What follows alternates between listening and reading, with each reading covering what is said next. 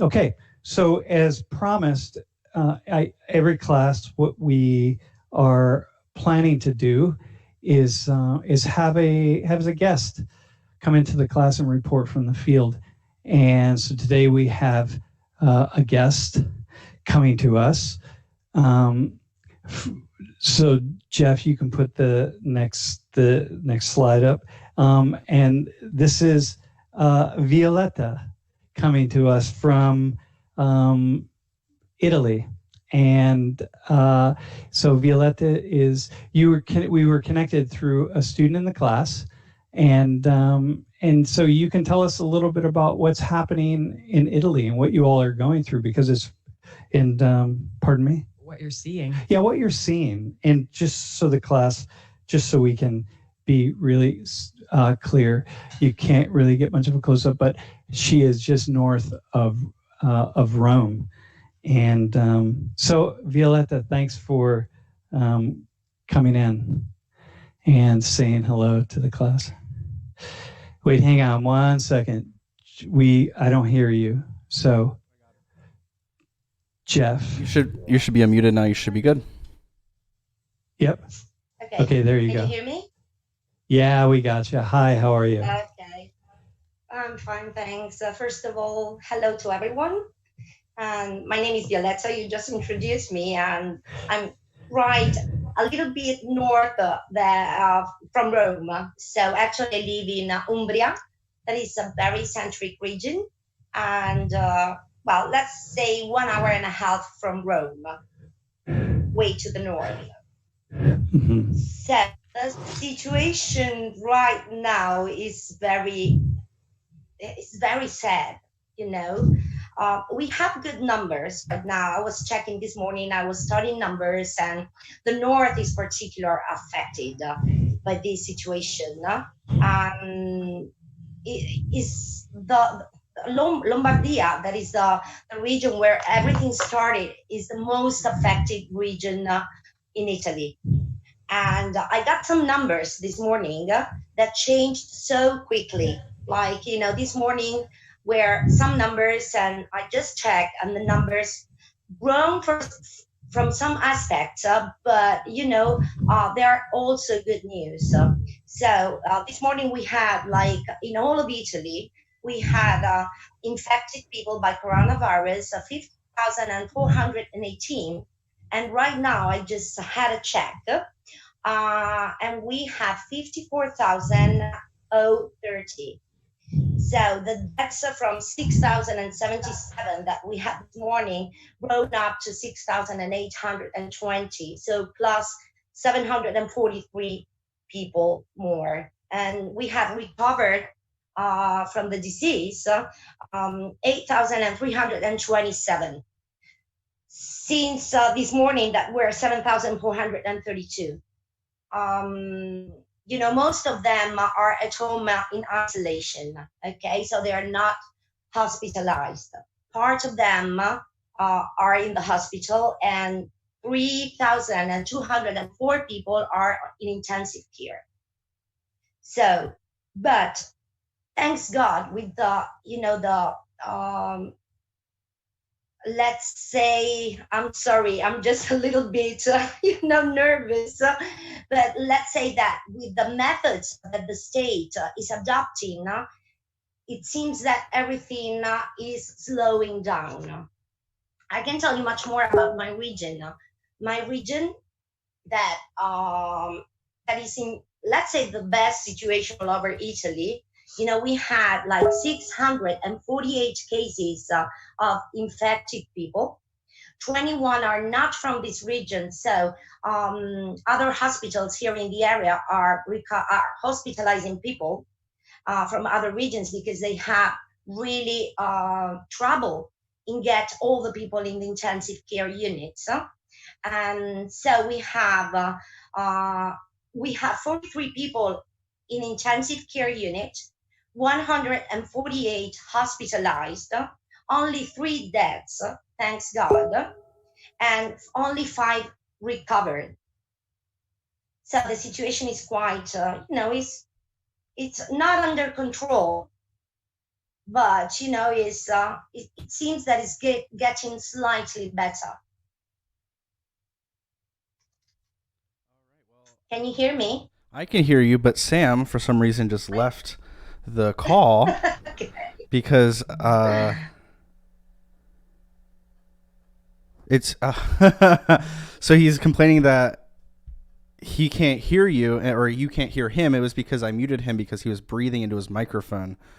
So I'm going to allow him to join us again.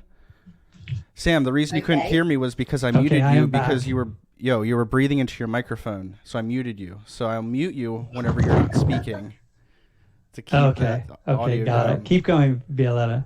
She just finished. So Okay, this is the whole situation. This is the whole situation in Italy. But what are you experiencing? What's your day-to-day experience of this? Okay, I just wrote some words down this morning. It's really weird because the situation suddenly changed our lives. From a daily socialization for work reasons or to meet friends or normal activities, like shopping and free time with friends, to a complete isolation. So you go out. I have two dogs, so I have to walk them out in the morning, in the afternoon, and in the night. But we can only walk them out really, really close to the house. And although this is a really tiny town, we have 17,000 people living in here, inhabitants. You can't see nothing. You can't see anyone. I'm sorry, you can't see anyone, and it's like a ghost town. And by the way, this morning we woke up and it was also snowing. So I know that in the United States you have loads of snow. I have been there a few years ago, and you can feel the silence of the snow. When it's snowing, there is that Yes. particular silence, and this is what is happening. But today it was amplified, because it was snowing. So uh, it's really sad, but we keep strong because we know that this is the only way in which we can fight until now the virus. There is no cure, there is not vaccine, and the only way to protect ourselves and the others is only to be isolated, and not having any personal contact with anyone, no family, nothing. Well, this is probably the most sad thing. And can I ask, like, in your your small community, how many people are affected by the virus itself? Right now, only here in Todi, only four. Three of Okay. them are at home, and one is in the hospital. We have a daily report from our mayor on Facebook. He does a direct. He gives direct information, and so he keeps up. He keeps up updates on what is going on here in Todi. I mean, we have a tiny hospital, and right now our hospital has been turned into an emergency hospital for the coronavirus cases. So other people from other regions are coming to be recovered in here. So basically, we don't have a hospital, but we have a health point to which we can, not go, but we can contact them for any issue that can arise.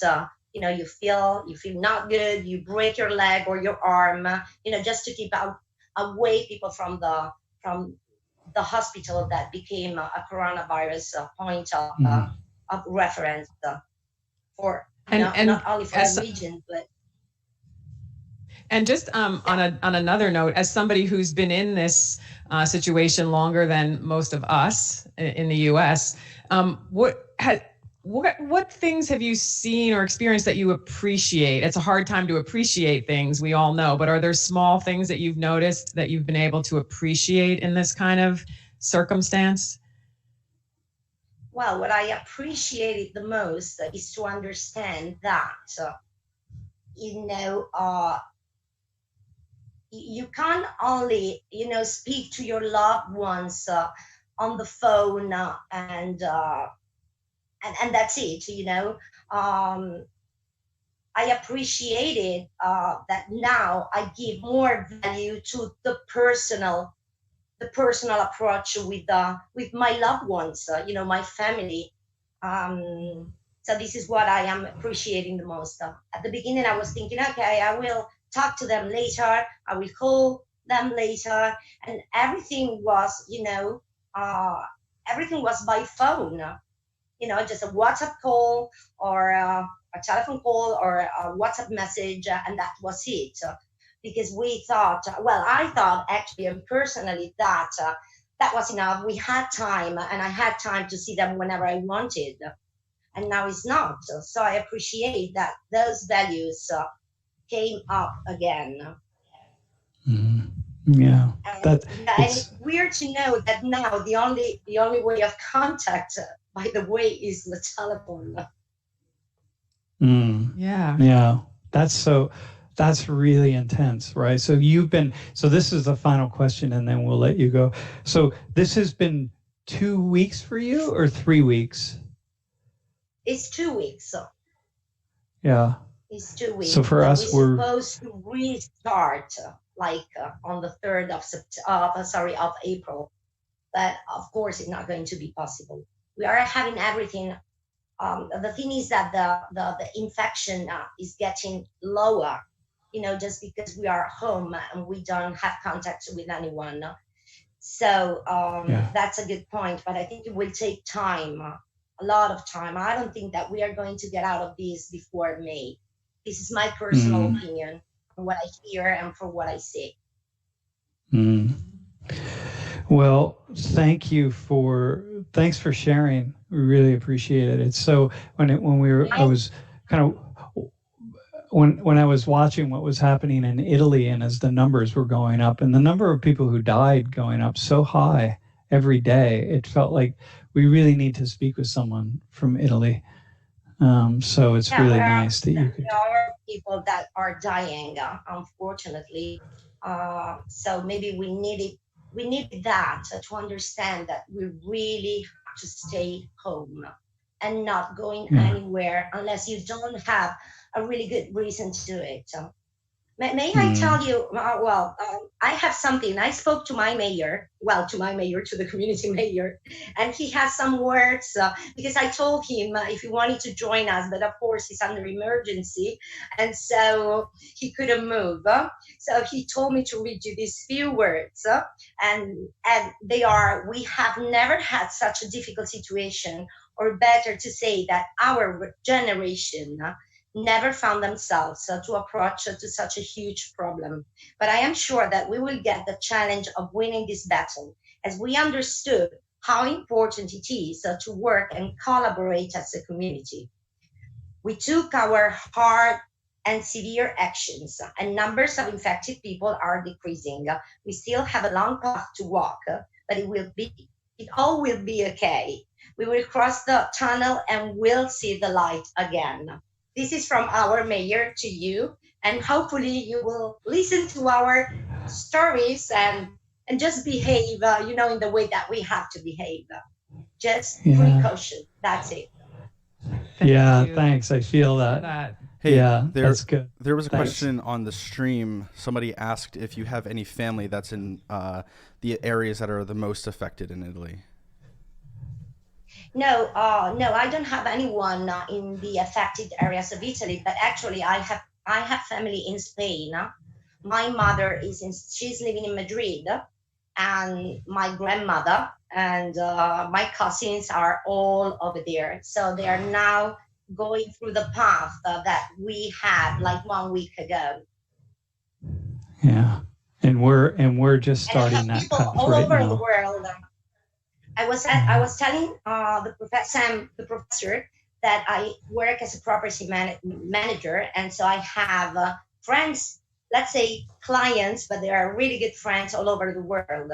So Australia is taking now precautions. So since today they're going to start to be locked down in the houses. This is Mm, my last news from Australia.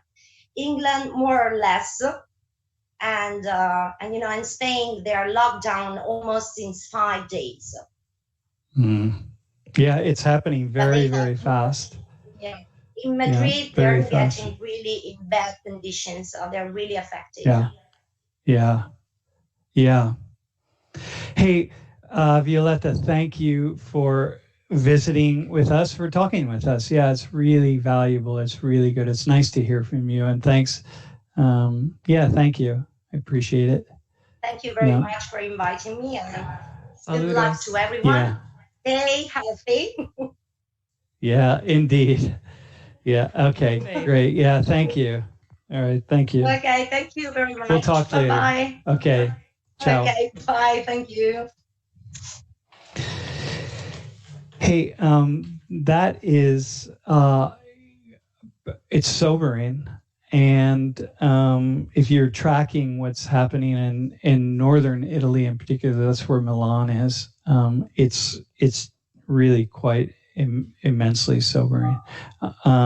So I would actually like to say a couple things while we, as we move forward. And I'm not sure, just as we begin, right? I don't have anything planned per se, but just want to say a few things. As Violetta said, this generation, including we just have never been through anything like this, and in some ways, the world hasn't been through anything like this. I mean, since the very beginning of the 20th century, but this is different. I mean, it's modern. It's the modern age. It's the modern age of communication. It's just immensely unsettling. It's unsettling for me, even as a sociologist who these are the things that I study. This is what, in some ways, I've prepared my whole life to really understand how human beings respond and react in situations like this. And it's really leading me to pause and on a regular basis, in some ways, just kind of all day long, to pause and to think and to just reflect on what's happening with me and what's happening with people around me and what's happening with you all in this class. What should we be talking about? How should we be talking about it? And what I'm thinking is that by and large, we are going to continue with a lot of the subjects that we're talking about, but we're also going to switch in some different gears in different directions. And so today is going to be, hey, by the way, I should say that, Penn State just announced the first coronavirus cases at University Park. And as well, a student in Social 19 tested positive for the virus along with the student's family members. So just got an email from that student earlier today. So just think it hits home in so many different ways for all of us. And I'm sure that many of you know people who are testing positive. And so it's very sobering. With that in mind, understand that, in today's class, we're going to go in a particular direction. And it in some ways Lori and I are going to talk a little bit about dialogue and world and conversation and kind of how that fits in all of this.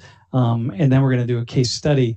And then on Thursday, we're going to really talk about some of the sociological factors and forces that are in play right now in the world and in our lives. And I look forward to that, like the sociology of isolation, the sociology of decision making. When we talk about staying indoors and what's it mean, and the ways in which our behavior is kind of shaped by the perceived behavior of the people around us. And we're going to really kind of walk us through what some of the issues are. I also think, though, you should remember to say, I'll just help you remember, is that one of the things that you really intending to talk about next time one of the things is about the way in which it's about the commons, right? And so the things that we're seeing right now in our social world in response to the instability that we're seeing, these are not new things. So there's basically the work of sociologists, or some sociologists, is really already understanding and looking at systems and how they're managed and how they break down. And so that all of that, I don't think you're saying clearly enough that that's some of the things that you want to talk about and you will talk through on Thursday. But today being a day where you just say, let's take a breath and let's just focus on not the system breakdown, because we're all a little bit fatigued with it. But know that on Thursday, you're going to really kind of lay out some of those pieces so that you can just to start to understand a little bit more of what you're seeing. Yeah, it makes sense, right? So once again, I want to go back to the very first day of class when we talked about lots of people are being armchair sociologists, but don't have any background in which to do that. So what happens when sociologists really sociologize in these times and explain things like why people go out and hoard food or toilet paper versus something else, why right? There's even a government, and why there are mechanisms of authority, and how people have to be managed. And so there's so many things that are happening right now that are textbook. And so it'll be really illuminating to get into that. So just know, I think it's important to know that that's coming. Yeah, that's where we will be. In the meantime, Jeff, you can go with the next slide. And Lori, we want to make an announcement for World in Conversation and then talk a little bit about this. So, things continue. They're going to continue. We're planning for not only the rest of this semester, but we're planning for next year. And we're planning to have a team together in the fall, and what that means. And that means what it means is we're recruiting the World in Conversation intern and facilitation team for the fall. And so most of those people will come from the population of people who are listening who are enrolled in class this semester and who are on the live stream. So essentially the dialogues that we have as part of Social 19 are facilitated by students who were enrolled in the class in the fall, and then are trained to be facilitators and lead us into those dialogues, and then have the opportunity to try out for an advanced facilitator position at World in Conversation, in which we continue delivering dialogues around campus. You don't sound very excited about that. No, wait, I am. No, I'm actually trying to be really serious, but okay. I can feel the seriousness. Okay, why don't you? And I think you're the director, so you just. Everything requires that level of seriousness, right? Okay. Even though I know, there's this pall, I don't know if that's the right word, but there's just something heavy, deeply heavy on all of us. At the same time, there's so many parts of life that are continuing and have to continue, and it's actually the way life operates. If you're a parent and you have children, your children are not going to stop growing and playing and whatever. So anyway, the point is, the same thing with World in Conversation. We keep reflecting on what we're doing and why we're doing it, and are we crazy to keep doing it? But it feels really important to us right now, and part of our mission to maintain stability. It's a little piece of stability in our world, to be an anchor, not only for all of the staff and students that we work with, but for people that are doing our dialogues. And life is not ending, right? So our excitement is that, just like a lot of people, and if you just open up your social media, you'll see a lot of people doing really creative things right now. Right? And so we are creating a virtual tryout experience for people who are going to be working with us next year. And so we are inviting you directly into that process with us. After today's class, you're going to get an email that's going to tell you information about how to sign up, and that's to be a dialogue facilitator. So when you're in your dialogues, the two lovely humans who are managing your dialogue are facilitators, and they're trained, and they're pivoting right now to be able to manage this in a virtual space, which is really crazy for all of us. But they have a passion and they want to be a part of pushing conversations and reflection forward. And so we want anybody who thinks that that's interesting to be a part of that with. Hey, can I actually, now I'm going to say something Now cool. you're going to get excited. Now I'm ready. Okay. So look, one thing that we're seeing now with all this work in the virtual world is that they have to facilitate conversations, but most people don't have the skills. You know, you got 5 or 6 people on the screen, and you're having a meeting, and you need a facilitator. You need someone who has the skills to be able to manage who talks and when they talk, and when to ask questions and how to ask questions, and how to ensure that everybody participates in a way that's meaningful, that moves the group forward with the decision making that has to happen. That's what a facilitator does. It's a really unique set of skills. And so by joining the team, you, as a foundations level facilitator, you learn those fundamental skills, and they're being utilized, or they're necessary now probably more than ever. And so the world, if we're lucky, the planet will see that when we need to make big decisions like we're making right now, there needs to be a facilitator. There needs to be somebody who's there managing who's talking, who's not talking enough, who's talking too much, whose power do we have to subdue a little bit so that we can hear other perspectives? Where are the divergent views? This is so crucial. Trust me that when we're on the other side of this, the skills of a facilitator are going to be as more important than ever. So that's enough. And so I like to say that it's our facilitators who have graduated and moved on, and we've been around for 18 years, and we have many thousands of people who have gone through facilitation training with us, and again we hear back from them that it's the most important thing, that skill they learned in college.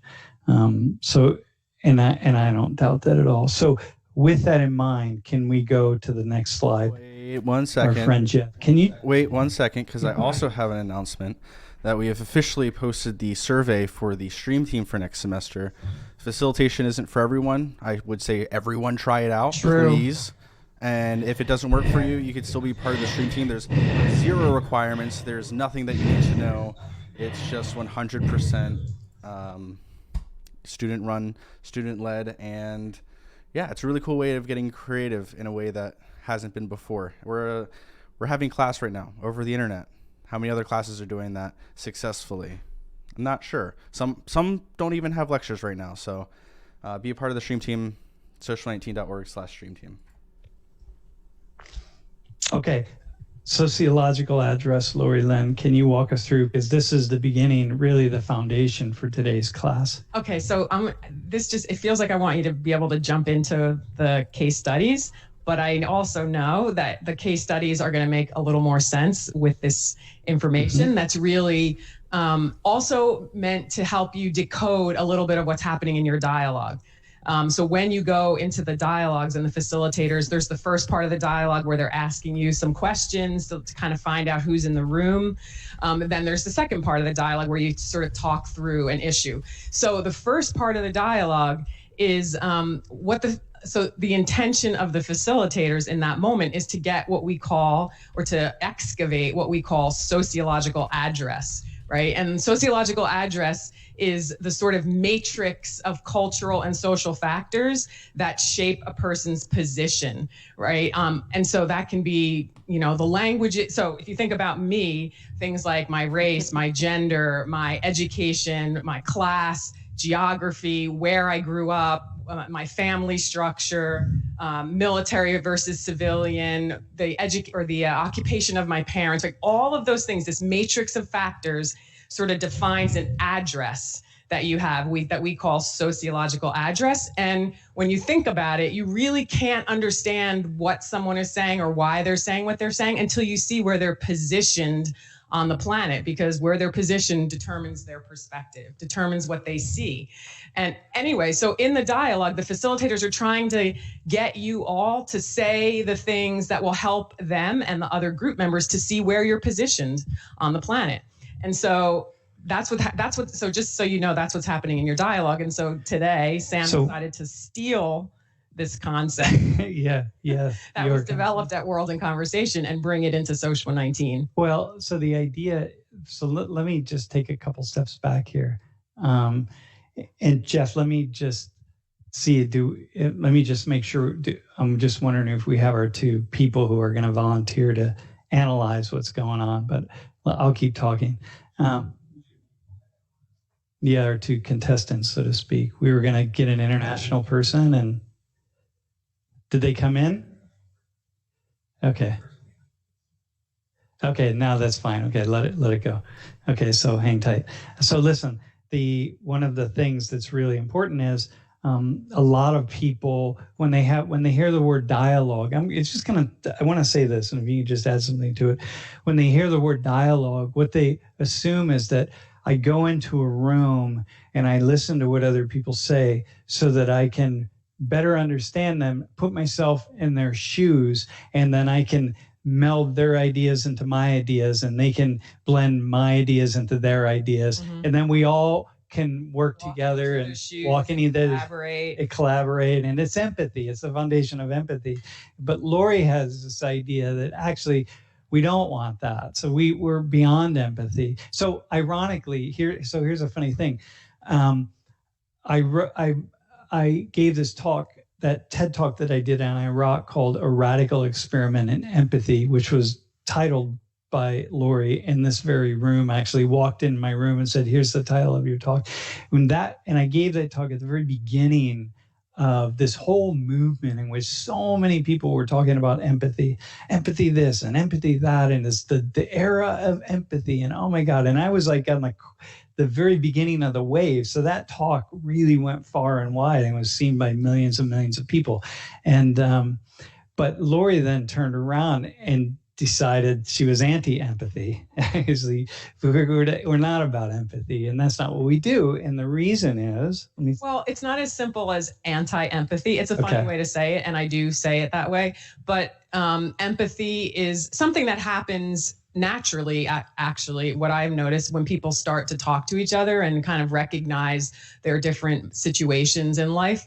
So that just happens, but that's not the goal. And I think our goal is not to have people walk in each other's shoes, but actually quite the opposite, to stand in their own shoes and to say what they see, and to actually, and I think in our culture, at least up until this point, it has been a challenge for us to actually say what we see. It's sort of there's so much, some people say political correctness, and so we actually don't value what people see if it's not what we see. And so I think the shift needs to be, everybody stand in your own shoes and say what you see, and in that process then we can think together, because now we can see things from all the different perspectives, because I can only see from my perspective, Sam can only see from his perspective. Mm-hmm. But if we think together, i.e. with all the perspectives, we'll be smarter, which is why we need this. Because most sort of attempts at empathy don't really work anyway, right? It's in the world of race and ethnicity and culture. It's not that they don't work. I think there's plenty of times where people get a window into other people's experience. They don't crack us open. Well, you'll never... Not even that. I mean, sometimes it does crack us up. This is the funny thing. Yeah. Sometimes it does. But I think most people will say, and I'm sure many of you will feel this, you'll never know what it's like to be me. You'll never be in my shoes, right? And so it's like, okay, that's right. That is true. So it's nice and important, I think, to get a window into other people's experiences, but stand in your own shoes and tell the world what you see, because that's valuable, because you can't be someone else. You're not going to be someone else. So why not just be yourself and say what you see? Mm-hmm. And so if you don't say what you see and you just try to see what I see, well, we're just going in circles, you know? So, but if we can put our visions together, mm-hmm. we're smarter. Mm-hmm. We see more. Yeah, we see more. We have a better understanding. In the world of race relations, the world that we're really working in Social 18, it's particularly important that we bring all perspectives together and we actually hear where people are coming from. So I think earlier in the semester, remember when Emily was talking about the gun rights advocate and the shooter was talking about, you know, what it's like to own guns and shoot guns and be part of that culture. And you could just see light bulbs going on. Well, they were going on because so many people contacted me and reached out to her and like, hey, I want to, can you introduce me to her? Or, because the people want to know. So it's like, look, by her standing in her shoes and doing what that is and doing what she does and talking about it, then it really was, she was able to get people to say, wait, I'm curious about that. Tell me more. As opposed and then the next step is, things that I don't know. Mm-hmm. Why don't you tell me what you see? And then why don't we actually build our world on the different things that we see that we don't all share? That's the world we need to walk into. That's the one we're trying to practice or experience a world in conversation. And the thing that we're trying to do in Social 19, which is why I try to take so many different positions in that class every day, so that everyone has an opportunity to be challenged from a different angle, and it allows me to be challenged. So with that in mind, though, by the way, isn't it weird that you're usually standing in front of 800 people and it me is. And you in this room, right? It is kind of odd. Okay, Jeff, next slide, my friend. We're going to move on to the case studies. And so here's how we're going to operate. I was going to do this, but it sounds like nobody jumped in. What we were going to do is actually the kind of thing that we do in classes, have a contest between an American and somebody who's not an American to see who would have the most to say about the homes of these three people who are going to walk us through their homes. So one of the things that I like this idea that we have is that it'd be really fascinating to just find out, who's in the room and who. Just take us around your house, like at Whirling Conversation. So actually, when we're in the dialogues, in the beginning of the dialogue, actually the facilitators are always, they sometimes ask, so what would we see if we were in your house? Or what would well, now we can be in each other's houses. Yeah. So this is actually what we're always thinking. And because so keep these things in mind. As we're walking through these homes of this volunteers, think about these things like class, gender, education, politics, religion, culture. Do they speak English? Military, English the private? civilian. Yeah. Do they gun owners? Are they this or that? Whatever it is. But think about the things that matter to you when you think like, oh, I learned that about somebody. Oh, you're like a big whatever person, right? You voted for Trump, or you live in the rural area. It's like, oh, you have a big yard, and then we suddenly I have ideas about who people are, or we have no yard. Like, oh, okay, you live in an apartment, whatever it is. And so what we're going to do, we're all going to do it. And you can put your ideas onto the stream. But we've got three volunteers who are going to walk us through their homes without speaking. So their camera will be on mute, and we won't see them, and then just see how much you can know about this person as a result of it. Okay. And you can put your ideas in the chat. So we don't know. I don't know who's going first, Jeff, but go ahead. Let's go ahead and have the person who joined first. If you could turn your video on. Yep. And make sure you don't show up on camera. And then we're ready. So once again, class, your goal is to just think about how much you can know about this person, what you think you know about them. About their sociological address. Their sociological address. Hey, class, you can't in the future make sure you do not show up on camera. All right, here we go. The journey. That looks like a carpet. That does indeed look like a carpet. So it's a person who owns a carpet. Okay, here we go.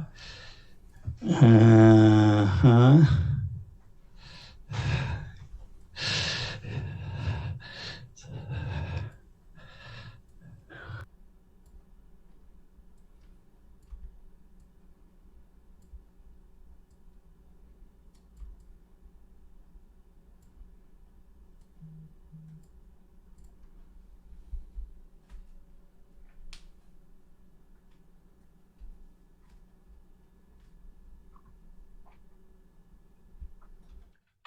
It's pretty cool, right? Like what I'm thinking to myself, what do I know about this person? Just by, okay, hang on, let's look at the other houses.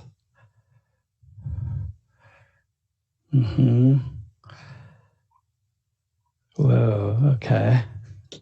It's kind of a little bit rural. Privacy fences. Yeah. English.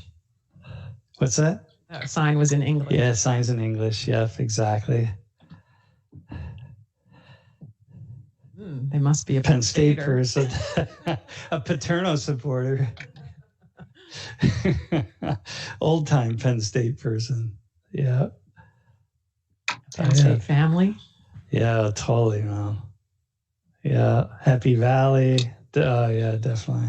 All right. Whoa. Is anyone saying anything in the chat? Central PA. Laura, you could read a couple of things. Wait, hang on. Can you go back? Can you go back to the refrigerator? What's the sign on the fridge? Any function? Oh, okay. All right. I'm assuming that means they wouldn't be either a Republican or a Democrat. Someone says Bucks County. Someone says Lancaster County for sure. Yeah, I wonder what Lancaster. that. The basement is finished. They're white. Yeah. Someone sweet. Oh, I don't know what that says. Erie, PA. Whoa, That's that's built in the 70s. yeah. People are saying someone's. Yeah, how much money? Like what's the social class of this person, right? That's like a big. That's an upper middle class. Upper middle class? Oh, that's wild. I would say East Africa. Yup, State College. Okay, that's a range. Yeah, that's wild. White middle class, Chester County, Berks County. Yeah. Yeah, really intense, man. It's so intense. I don't think most They're people from are Lancaster. saying They get white. an A. Yeah. Central PA or New Jersey. Yeah, that's Basement not wild. common in California or much of the West Coast. Definitely Yeah. a white Okay, that's rural cool. home. Not Irish or Italian. Yeah. Not Irish or Italian. Ooh. Yeah, that's wild. All right, hey, let's go. Let's do. Hey, so let's go. Turn your camera. Let's talk for a hot second. Wait, is there something else we're gonna look at? No. Yeah, I'm there just we gonna are. put my All right, camera man. around. Yeah. All right, man. So you're. It sounds like you're in Pennsylvania. Yes, we are in From people. Pennsylvania. First of all, can you just say how was it to do that, to walk through your house and share that with the whole class? That was really weird. I just kept walking around my house and I was like, I don't know what else there is in our house to show. So tell us. So what's your cultural background?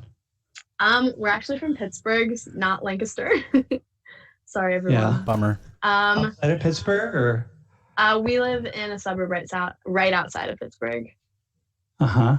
in the South Hills. And so people are saying upper middle class. Probably lower middle class, I would say.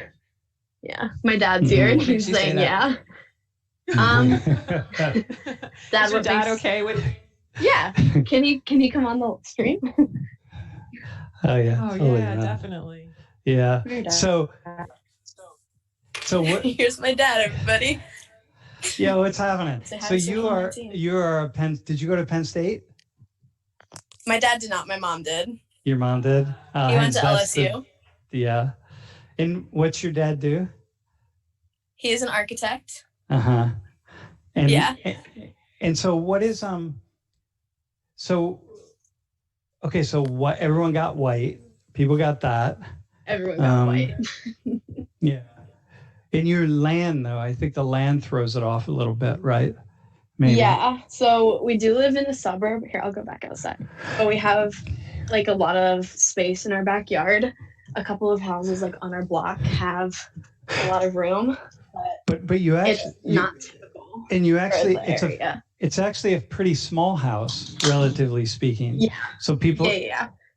I mean not by some standards, not by So yeah, we have a really big backyard, but Yeah. the house itself is not that big. All right. Yeah, but I think I really felt that though. Yo, so awesome, man. Anything else, Dr. Mulvey? Is she going to stay on while we look at the other one? Yeah, so you can stay on. Because it'd You be can- interesting to just be able to compare a little All bit right. as we. Yeah, Jeff, why don't you just kind of keep it put Lizzie on a smaller screen, and then let's bring on our next person. Hey, thanks, Lizzie, for doing that. Yeah, no problem. Thanks for having me. It's so fascinating for me, actually, just to see what do I think. Mm-hmm. So you can stay on the Zoom call for a hot second. All right, Jeff, we're gonna bring our next person in, and make sure their camera is turned around.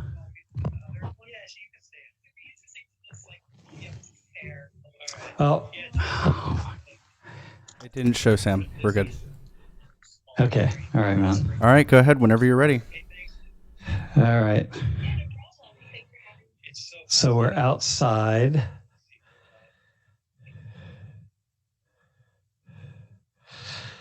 Wait, okay, so I don't know, is that one of those Tesla cars? I think somebody in class had. All right, cool. Wait. Yeah, it looks like a little piece of train track. Oh, that's pretty intense. Okay. All right. Got it. Little bit like a little tree house. Big swimming pool. That's pretty serious. Okay, now let's check out the house. Looks like whoa. That looks like a dance hall. A dance hall. All right. Yeah. This is a dancing family. Oh, a dance. They dance. Wait, what are we saying in the stream? Okay, let's go. Pennsylvania, 100%. Big kitchen. Yep. What are people saying about the cultural background? Money, rich, damn. Apart. Yeah. Look at that ceiling, man. That's Italian right there, my friends. That is an Italian ceiling right there. Yeah. Does that mean the family is Italian? I don't know, but I'm just saying that's like a typical Italian thing. We need. Are you seeing that image that we're Violetta? Seeing? Yeah, it's some European scenes. Okay, got it. We need Violetta to confirm that. All right. What else are folks saying? That was a prayer room, not from America, not in America. Yeah. Where is our diversity? Looks like an old hotel. Yeah, look at that. Swedish descent. Yeah, really intense. White, possibly Mongolian. Mongolian. Oh, because of that. Maybe because of the tiger. Yeah, look at that. France, white, American, French, Italian, Jersey. Yeah. That's a bougie crib. A bougie crib. French, Lancaster. Okay. You just like, there's so much, right? Like, oh my God, you can just go, wait, hang on. Looks like we got. Think about things too, like ability and again, military, civilian, like what kind of occupation. Yeah, all these stairs. There's no one disabled in this house, or at least with a physical disability. You'd have a really hard time. Yeah, look at that. Whoa, check that out. Yeah. Man, that's pretty intense. Wait, so is that your, let's see your bedroom. Was that your bedroom? The one you were just in? Oh yeah, look at that. Damn. Where's the Penn State gear?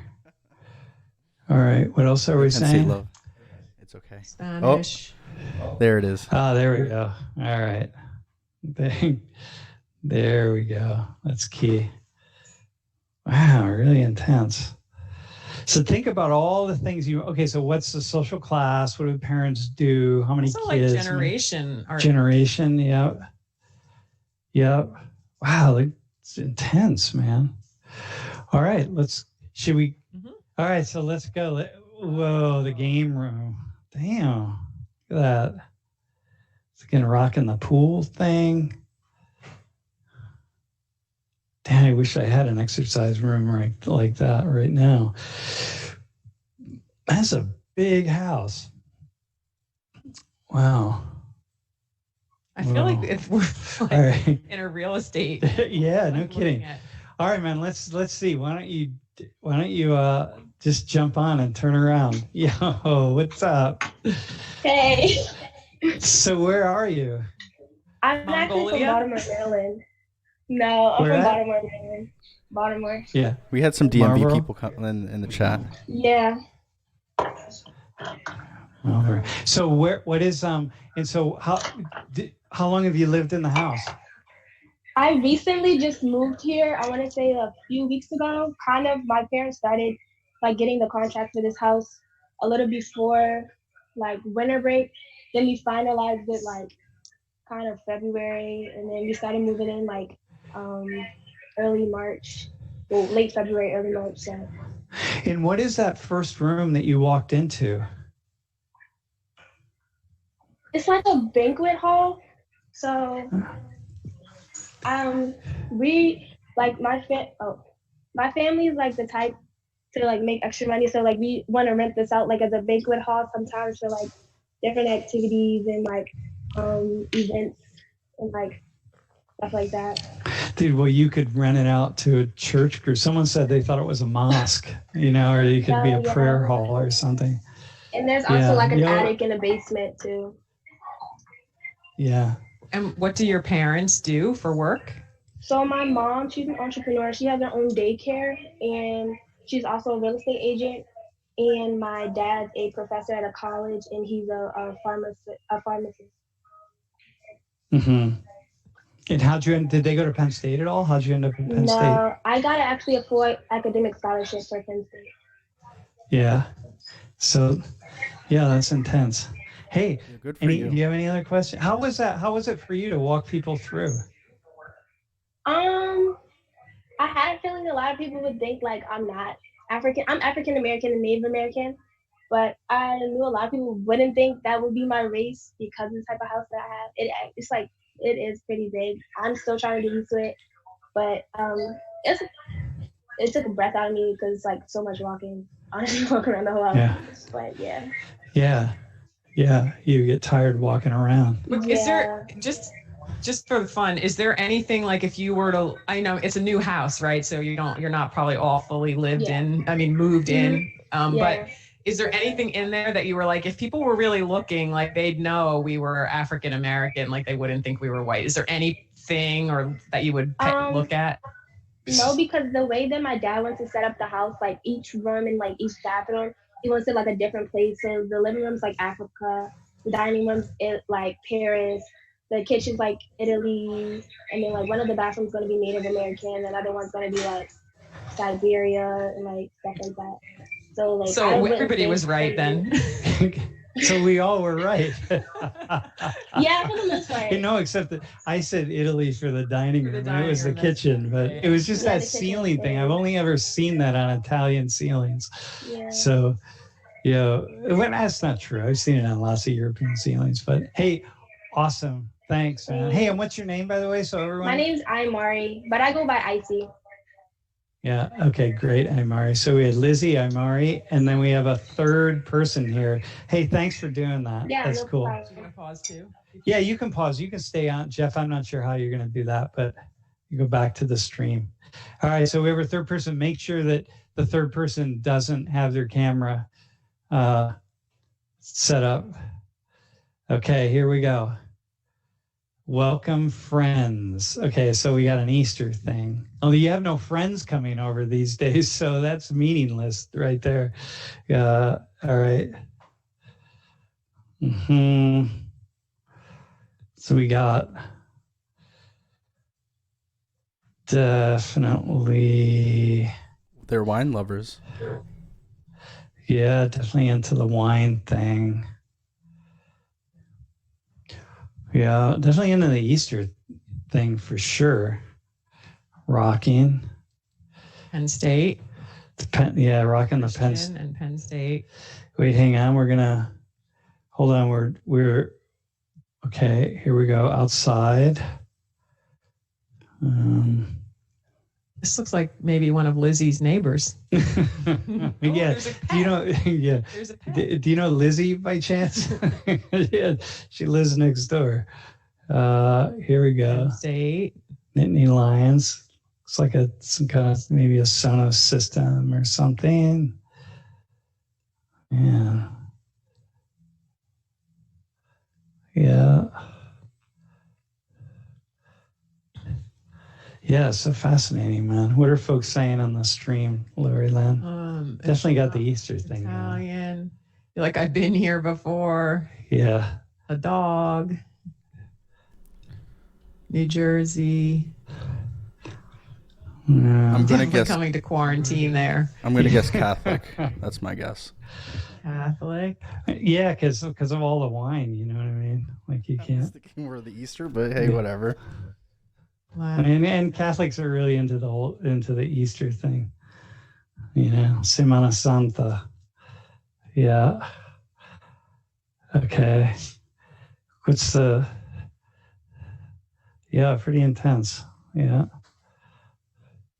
So what's the ancestry, cultural ancestry? Connecticut, Italian, typical middle class, they white suburbs, Long Island, white guy. A dog. That dog just keeps following. It's great. Look like, yeah, exactly. Look like a kind of a Scottish tailor, so maybe Scottish terrier. Yo, really fascinating. All right, man. What do you got, Dr. Mulvey? Do you have any thoughts? You're the expert here in sociological address. Catholics are really into the Easter thing. No, I'm not an expert in decoding it. I just know it's important. Yeah, really into very Christian. Okay, let's see. Let's meet you. Let's reveal the person. Yeah, let's see where we're at. Hello. Yo, what's up? Hey, so, and what's your name? Hi. I'm Talia. It's Talia, right? Talia. So, okay, so tell us about yourself. So people are thinking white, suburban. They want to Yes, for my. Okay, go ahead. Oh yeah. Okay, so I am from Pittsburgh. So you were right. You said I could be Lizzie's neighbor. I'm from like east of Pittsburgh though, in the suburbs. Both of my parents are white. We are Catholic, but I was adopted from China. Me and my sister both. So we do have a lot of we celebrate Easter. So obviously my mom just decorated Sunday. So obviously there's a lot of Easter decorations. But I don't know if you could see in our China cabinet, my mom has little trinkets from China and stuff. So she tries to keep some of our culture around the house. She's also very Italian, so that was correct. With that's why a lot of wine everywhere. Oh, that's cool. Yeah, I'd say we're middle class too. So that was.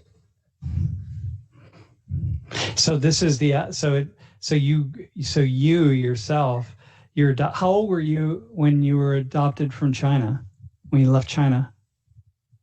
I was only 16 months, so I was very young. So I don't really remember any of it. So this is kind of the only life I've ever known. So. Yeah. So do you know where you were born in China by chance? Yeah, I was born Hunan province. I don't know exactly, but that's where my parents adopted me from. Mm-hmm. Yeah, not sure where, but that's the name of it, Hunan province. Yeah.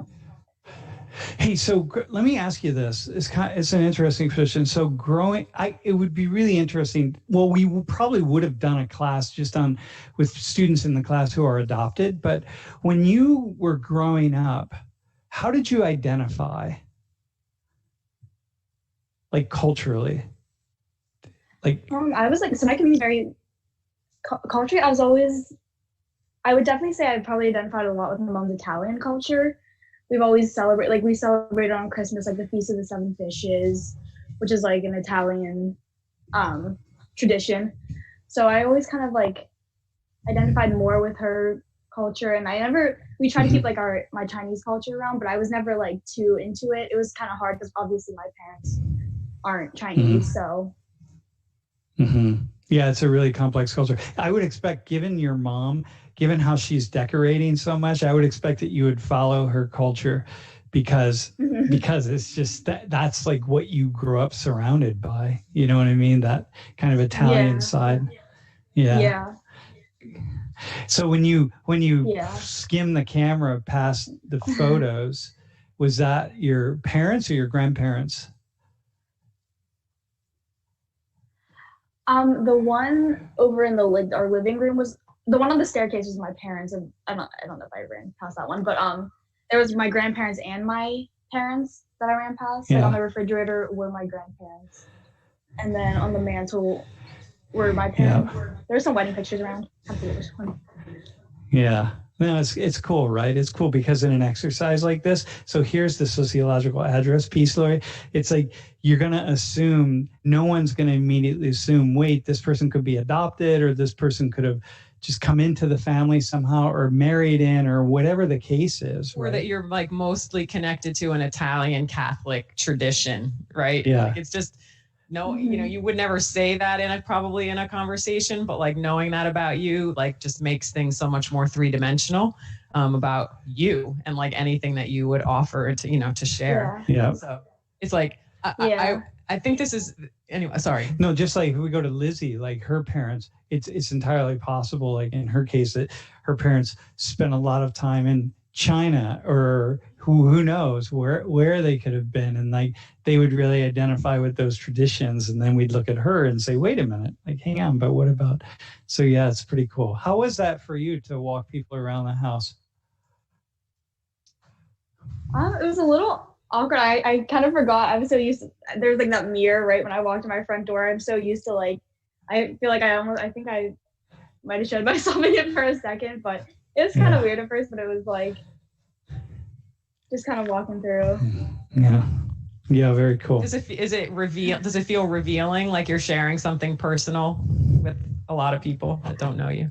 Yeah, a little bit. Yeah, it was kind of like, I thought it'd be kind of a cool like experience, but yeah, it was a little weird. I'm like, obviously, I don't know, a lot of people who are on the stream obviously have never seen my house, and it's kind of like a personal thing. But yeah, it's very personal. Interested to see how like people would see it. Yeah, would interpret it. Mm-hmm. Well, listen, thanks for participating, and to all three of you, thanks for participating. Really appreciate it.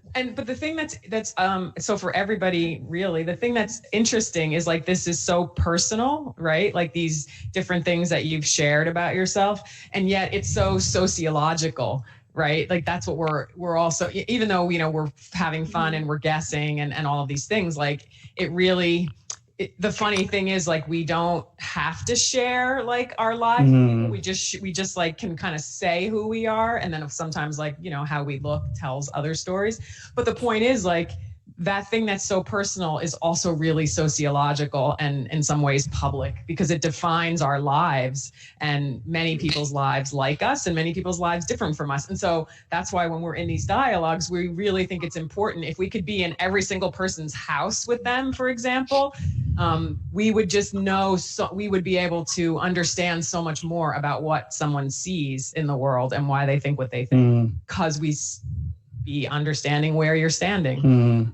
So anyway, if you can picture going in these dialogues and just trying to get a picture of who people are by them sitting in their house, which they now are. Or just in class, right? Like when people are coming down to volunteer for a case study, and how they talk about things and what they say and how they say it, and assuming that we maybe know something about them or don't know something about them, or anybody, right? It so matters that we would kind of understand a person from multiple, or see people from multiple perspectives, that we often don't get a chance to do that. And so we're really kind of locked in making these aspersions about people or assumptions about people, or maybe just thinking that we know, and we don't really know, just even now, like, just who are the people who were hoarding toilet paper, you know what I mean? Who? We didn't see any large. Yeah, we did not see for any in anyone's house. Any of you, so you're all good there. But like,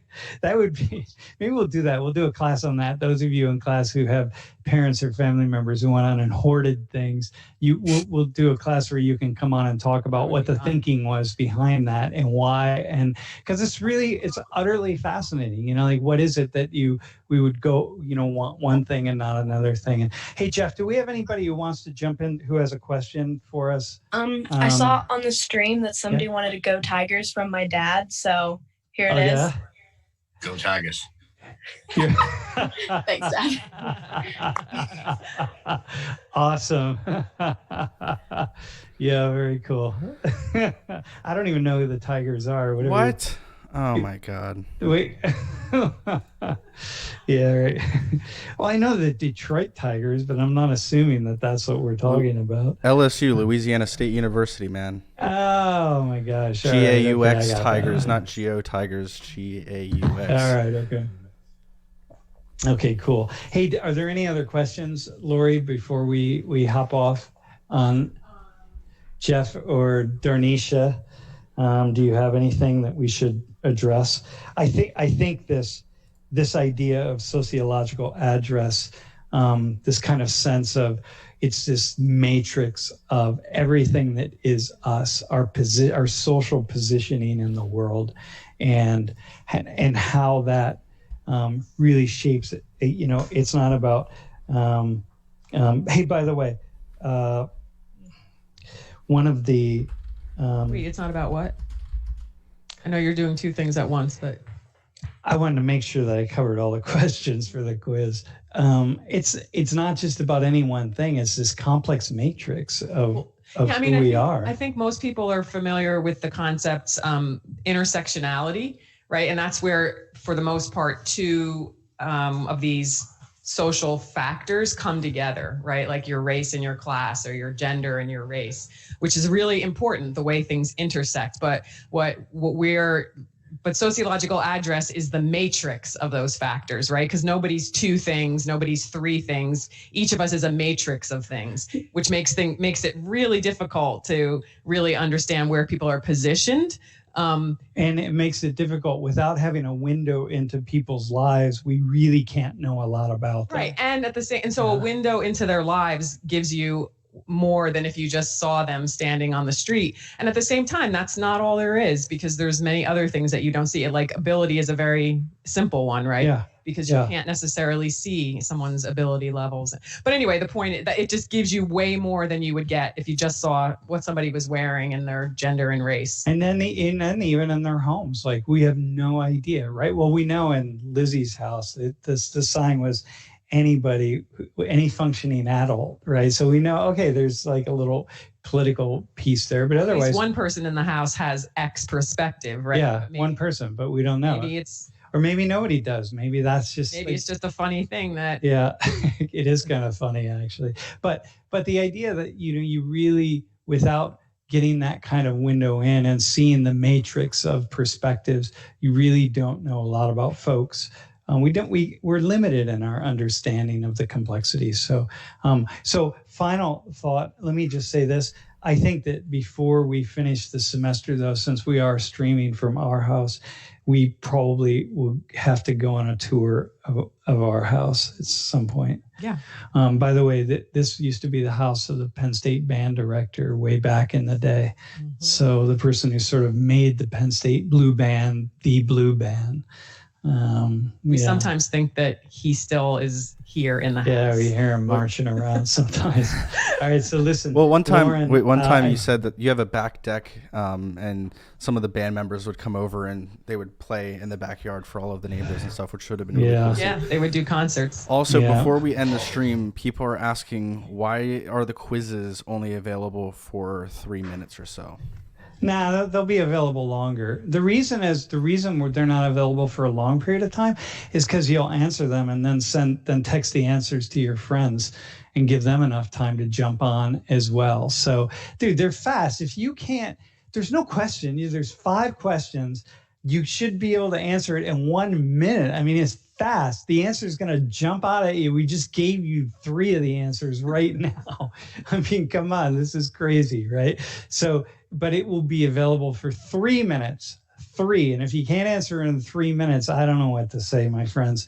And if you run into a problem like your internet goes down or who knows, whatever happens, send an email to Lauren and we're all good. But so you should be able to find the quiz It's right there. It's where the quiz was last Tuesday, not the one on Thursday. Okay, we'll see y'all on Thursday. Thursday will be a really interesting class. We're going to talk about the sociology of what's going on right now. System breakdown. Be well. Take care.